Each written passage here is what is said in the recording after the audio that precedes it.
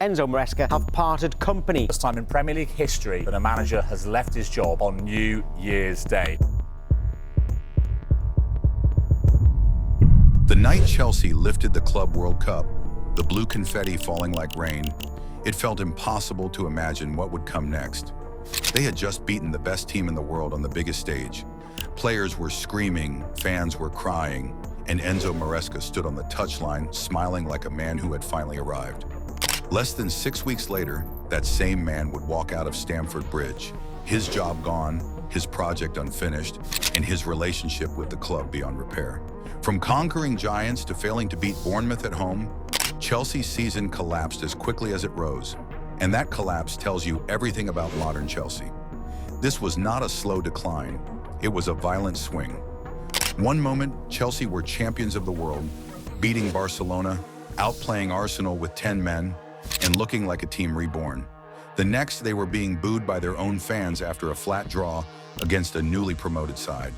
The same stadium that once roared in belief turned cold with frustration.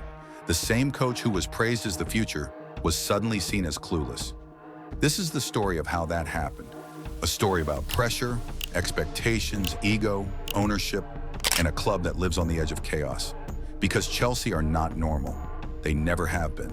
At Chelsea, success buys you time, but only a little.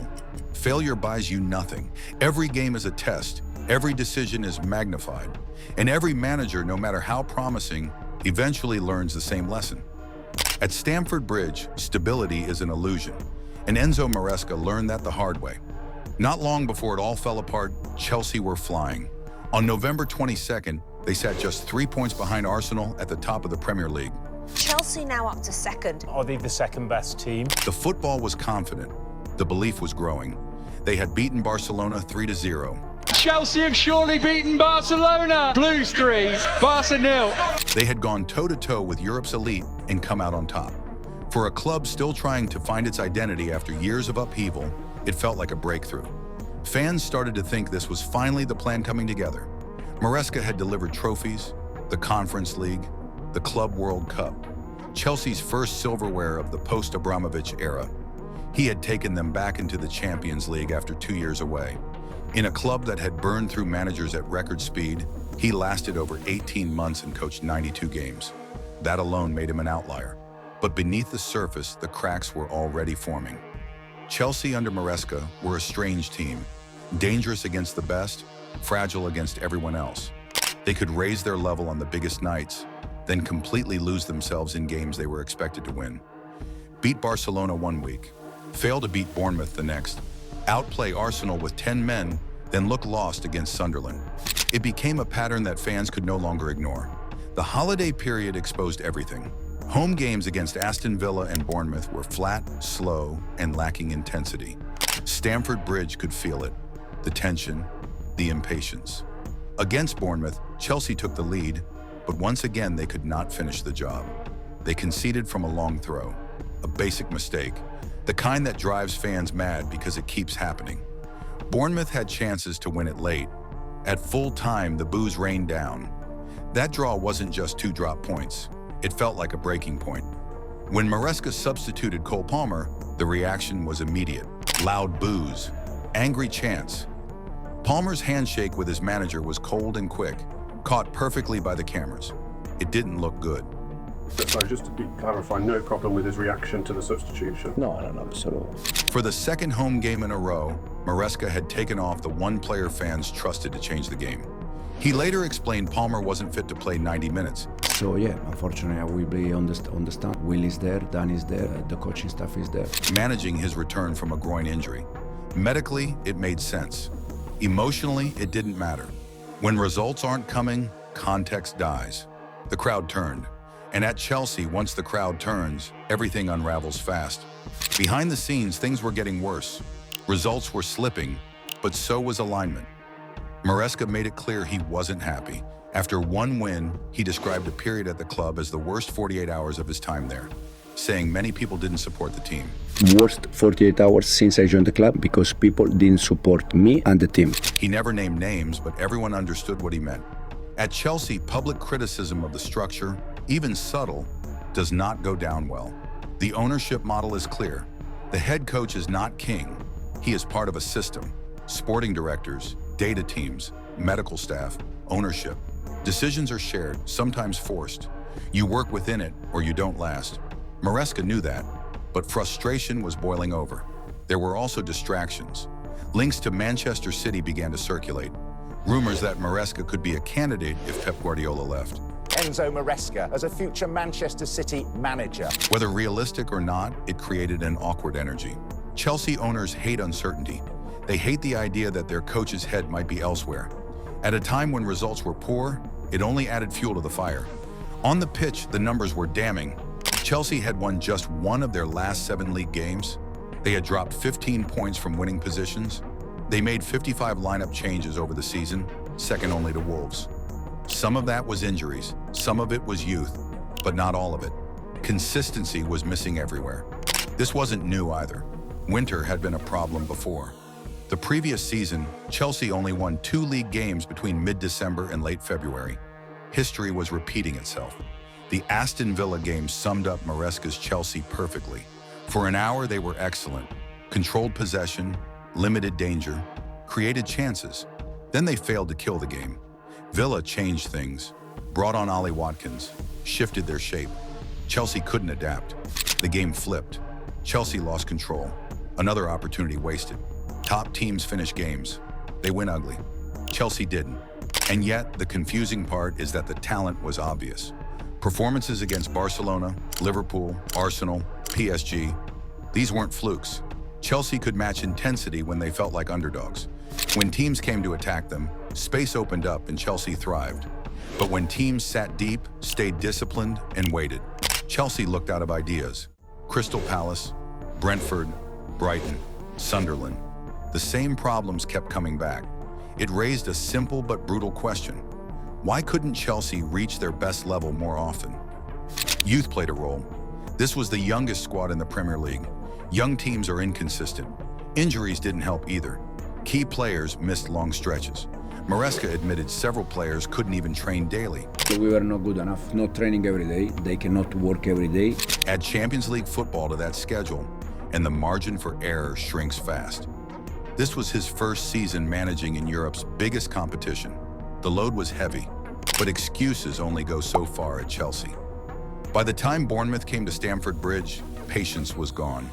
The boos were loud, the chants were angry, the atmosphere was toxic. Fans shouted that there was no passion, no vision, no aggression. Those moments stick. Players feel them, managers feel them even more.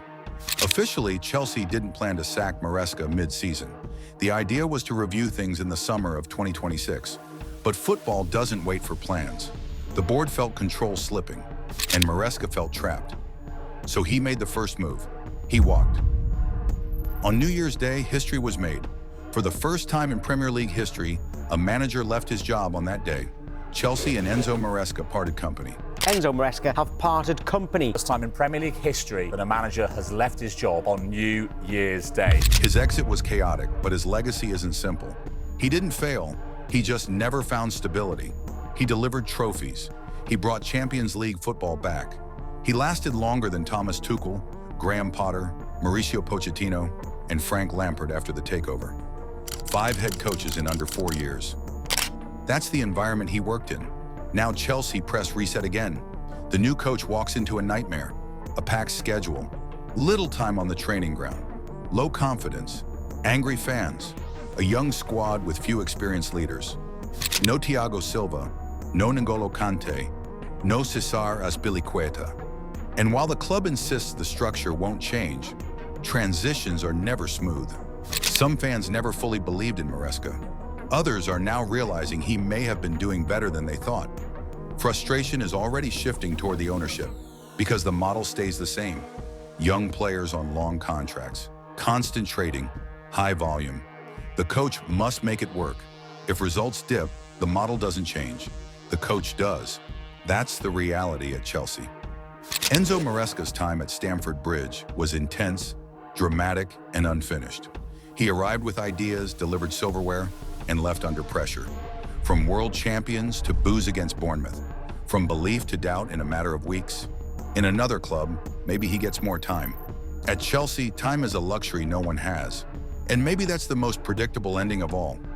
What makes this story even heavier is what happens next, after the headlines fade and the noise settles.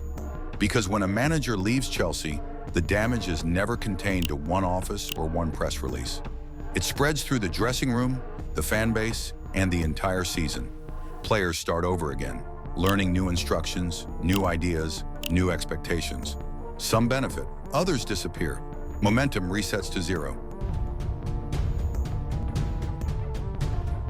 For the players, Maresca's exit was another reminder of how unforgiving this environment is.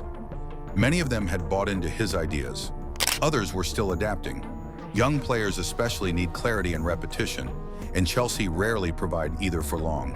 When a coach changes, roles change. Trust changes. Careers can turn overnight. At a club stacked with potential but short on patience, that instability matters. For the fans, the feeling is complicated. There is anger, but also exhaustion. Chelsea supporters have watched this movie too many times.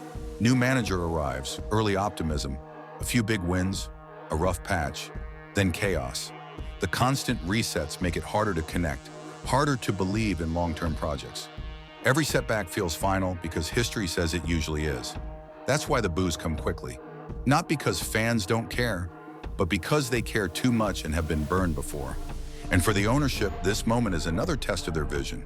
They believe deeply in their structure. They believe data, youth, and long contracts will eventually win. They believe the system is bigger than any one coach. But football is emotional. It's not played on spreadsheets. At some point, belief has to translate into consistent performances on the pitch. And so far, that's been Chelsea's biggest struggle. The truth is, Maresca walked into one of the hardest jobs in football, not because of expectations alone, but because of contradictions. Chelsea want patience, but demand instant results. They want development, but expect trophies. They want control, but crave freedom on the pitch. Balancing all of that requires more than tactics. It requires alignment. And alignment is something Chelsea haven't had in years. His story will always be remembered as a what if. What if the winter slump never came? What if Palmer stayed fit? What if results against smaller teams improved just enough? What if those comments about the worst 48 hours were never said? Football history is built on moments like that, tiny cracks that grow into fractures. Now Chelsea move forward again, with another coach, another reset, another promise that this time it will be different. Maybe it will. Maybe the talent finally clicks. Maybe consistency arrives. Or maybe the cycle continues, because at Chelsea, change is the only constant. Enzo Maresca leaves behind trophies, memories, frustration, and unanswered questions. He proved Chelsea could rise to the biggest occasions. He also showed how fragile that rise can be. His time didn't end in failure, but it didn't end in peace either. It ended the way so many Chelsea stories do, abruptly, dramatically, and before the dust ever had a chance to settle. And now the spotlight shifts back to Stamford Bridge, waiting for the next chapter to begin. So here's the real question, and it's one every Chelsea fan has to answer honestly. Was Enzo Maresca the problem, or is this club's structure setting every manager up to fail? Let us know what you think, because this story isn't over.